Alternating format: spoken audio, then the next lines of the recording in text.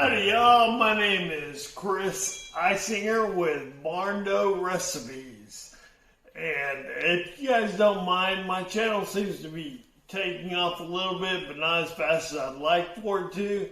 So if I need all y'all to go down below before we even start this video and subscribe to my channel and like it, and you'll receive a notification every week when I bring a new video.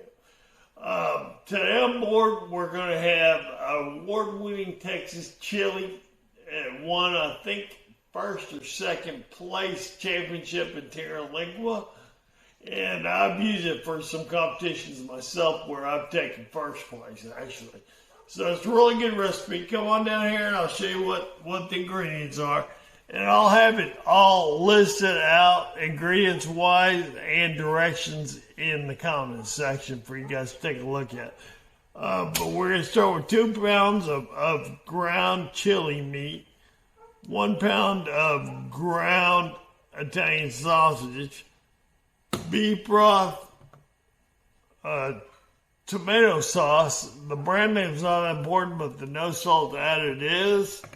And then the chili has 3 seasoning drops along the way, and I will leave it all in the description for you guys. But we're gonna have drop 1 this is a combination of garlic powder, onion powder, chili powder. Drop 2 is a really intensive amount of seasonings. I cannot remember them all, but I will have it in the description for you. And there's your 3rd one, along with a couple of serrano peppers that I'll put in there for heat as well. Okay, guys, we're going to start off with a medium heat.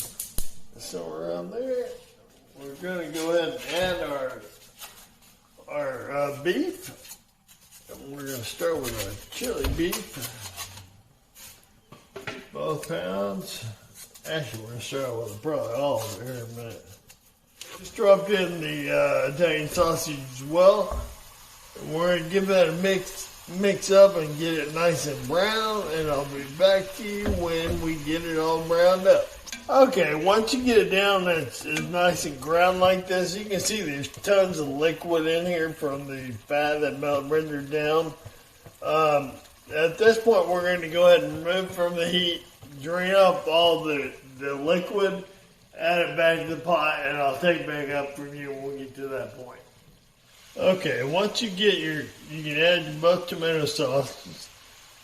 Once they're added, you want to go ahead and add your beef broth. Now this recipe scales up or down depending on how many people you're going to be cooking for. And I'm cooking for quite a bit, so I'm going to scale it up a little bit. The written recipe I have for you guys uses a lot less than what I'm using here, so be aware of that. Okay, once you get all your stuff in there, bring it back up to a boil as you have now. And now you can go ahead and add your drop 1. There's 3 drops along the way. We're going to do drop 1 now once we come to a boil. I'll put that your way. And then we're going to go ahead and give that a little mix around. Just to incorporate all that. And then what you're going to do is drop in your serrano peppers. I'm using 2 today because we like it spicy, but you can only use 1 if you want to. Turn it down to a simmer.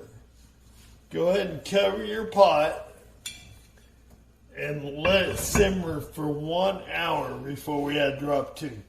Okay, after you had it simmering for 1 hour, you can go ahead and remove your peppers. See, I'm fishing them out here real quick.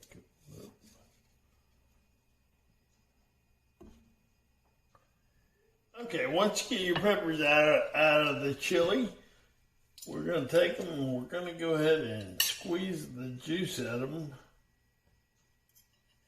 If I can do this.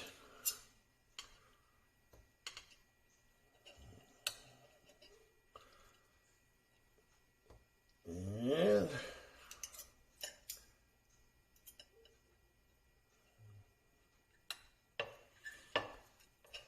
what I normally do is kind of just take some of the bits out of it as well, and it really doesn't matter how much of it you use, depending on how much heat you like. I'm just going to reserve this because I don't know that we want it that hot or not. Okay, then just take this and put it back in the juice and everything back into the chili, and that will make it somewhat hot. And we're going to turn it back on to a medium and get that stirred around. And then now it's time for your drop number 2. Now this is a big drop, and the ingredients again I'm going to have in the comment section, so don't worry about that. You'll see it in the comment section.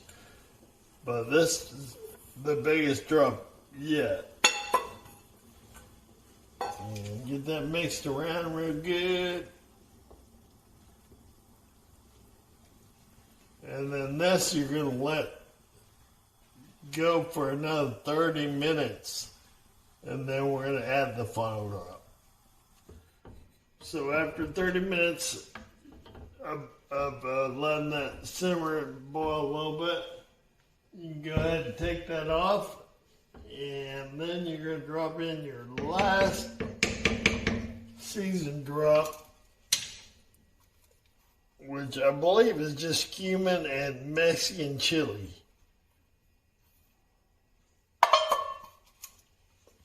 Go ahead and give that a stir around again.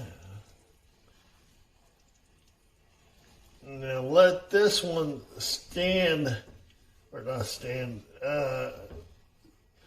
cook for 15 minutes, and then you can serve it up and eat it right away. This is not the kind of chili where you have to let it sit for a long time. It's good to go right after this. But of course, the longer you let it sit, the more the spices melt together and the taste gets more intense. So we'll meet you back here after 15 minutes.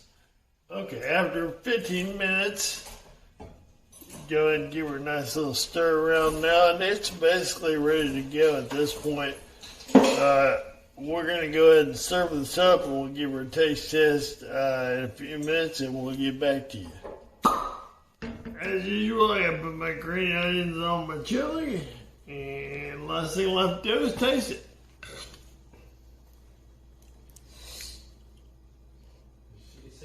It's good stuff. You guys didn't make it, try it. Don't forget to like and subscribe down below. It's good stuff.